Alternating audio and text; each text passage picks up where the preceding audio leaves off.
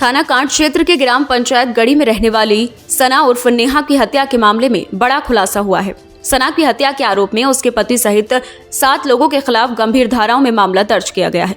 जानकारी के अनुसार हल्द्वानी निवासी जियाउद्दीन की बेटी सना उर्फ नेहा की शादी करीब 3 साल पहले खालिद पुत्र नसीम से हुई थी। सना की 2 बेटियां हैं, जिसके बाद से उस पर दहेज को लेकर और बेटियां होने के चलते लगातार मानसिक और शारीरिक प्रताड़ना की जा रही थी। मामला 27 मई 2025 का है, जब किसी घरेलू विवाद के बाद सना की उसके ससुराल में रस्सी से गला घोंटकर हत्या कर दी गई। मृतका के पिता जियाउद्दीन की तहरीर पर पुलिस ने पति मोहम्मद खालिद, साजिद, राजदा, डॉक्टर जाहिद, शबाना, मुशाहिद और रेहाना के खिलाफ मामला दर्ज किया। हालांकि रिपोर्ट दर्ज होने के बावजूद अभी तक किसी भी आरोपी की गिरफ्तारी नहीं हो सकी है। इस पर मृतका के पिता जियाउद्दीन ने क्षेत्र अधिकारी कांड से मिलकर सभी आरोपियों की जल्द गिरफ्तारी की मांग की है। क्षेत्र अधिकारी ने उन्हें जल्द कार्रवाई का आश्वासन दिया है।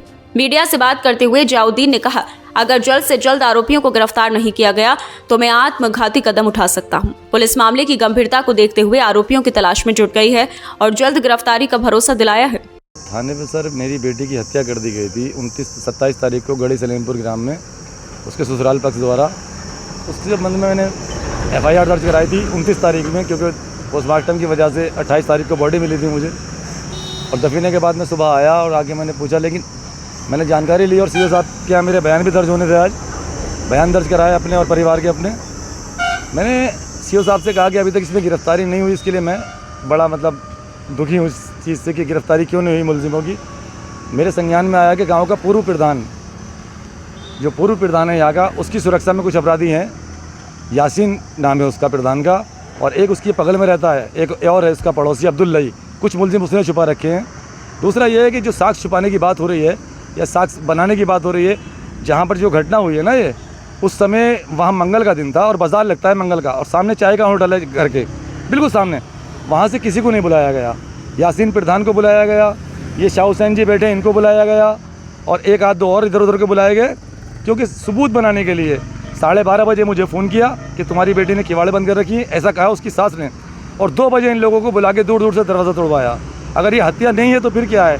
हत्या नहीं होती तो पड़ोस में जो सामने चलते फिरते लोगों से कह सकते थे हल्ला करके 12:30 बजे कि भाई इनकी बेटी बंद है, जरा दरवाज़ा तोड़ दीजिए, कोई मना नहीं करता। इस साजिश के तहत उसको मारा गया, मार के लटकाया है। जो भी किया मुझे नहीं पता। फिलहाल मुझे जो बेटी मिली है वो साजिद के दूसरे मकान में मिली है, और उसके साथ जो छेड़खानी इन लोगों ने की है उसकी बातें मैंने दर्ज कराई है, मेरे बेटे ने बताया है। बहुत सारी चीज़ें हैं जो जाँच का विषय है। हत्या मेरी बेटी की हुई और गिरफ्तारी ना होना ये मेरे लिए बड़े दुखदायक है। कितने लोगों के खिलाफ देखा जा रहा है? अभी फ़िलहाल कुछ लोगों के खिलाफ 8 लोग थे ये, और इसमें कुछ और नाम मैंने बढ़वाए हैं अभी, जो लोग मेरे संज्ञान में नहीं थे उस वक्त, कि भाई ये लोग भी, इन लोगों का भी रोल है। जैसे जो लोग अपराधियों को सुरक्षा दे रहे हैं, जो लोग झूठे गवाह बन के आ रहे हैं, या जो लोग रह गए थे इसमें से, उन लोगों के नाम मैंने दर्ज कराए हैं इसमें अभी। और मैंने कहा है कि ये लोग इसमें शामिल हैं। अगर ये शाम तक या 2-3 दिन के अंदर, मुझसे कहा है थाने के अंदर के 2 दिन के अंदर सबको गिरफ्तार कर लिया जाएगा, करते हैं तो ठीक है साहब, नहीं तो फिर मैं जो मेरे से होगा, मैं तो अपनी बेटी को इंसाफ दिलाने के लिए मुझे कुछ भी करना पड़े मैं करूँगा। गिरफ्तारी की मांग को लेकर सीओ साहब से मिले तो क्या आश्वासन दिया? बस ये आश्वासन दिया कि 1 दिन के अंदर अंदर हम इनको 2 दिन के अंदर पकड़ लेंगे, गिरफ्तार कर लेंगे। कुछ लोग ये कह रहे हैं कि ये, मैंने एक मांग और करी सीओ साहब से और सबसे प्रशासन से, पूरे से, कोतवाल साहब से भी, SP साहब से भी कहा कि इनके पासपोर्ट जो हैं, इनके पासपोर्ट अपने पास, अपने कंट्रोल में रखो, अपने पास रखो, क्योंकि सब विदेश जाने वाले लोग हैं, भागते रहते हैं, आते रहते हैं, जाते रहते हैं। अगर ये विदेश भाग गए तो फिर हमारी बेटी को इंसाफ मिलने में देर लगेगी। मैंने कहा है, प्रशासन से अनुरोध किया कि पासपोर्ट जो है वो इनके अपने कब्जे में ले ले। देखो इस पर क्या होता है।